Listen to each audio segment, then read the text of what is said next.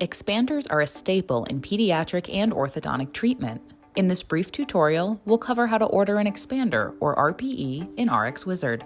Once I'm logged in, I'll start by clicking on New Case. If I already have a template saved for an RPE, I can simply choose my saved design, add a patient name and a due date, and submit. But if I don't have a template, I can start from scratch by clicking New Case without template. First, I'll add my patient details, including name and insertion date. This is the date you've scheduled your patient to receive their appliance. Then, I'll choose my impression type. If I'm sending an alginate impression, I'll choose physical. If I took a scan, I'll choose digital, and then pick my scanner type from the drop-down menu.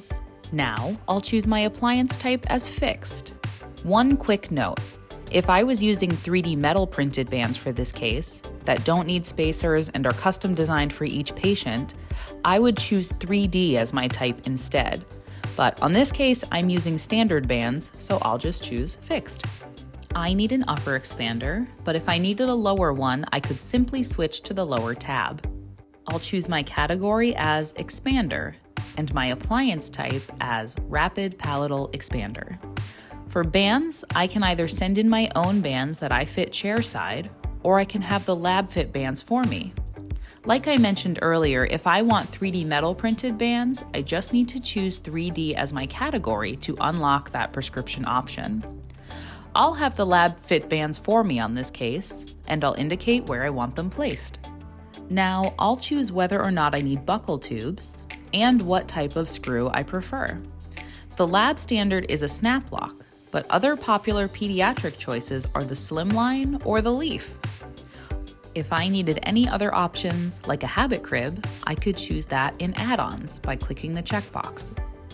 Finally, I'll choose my due date and click Submit.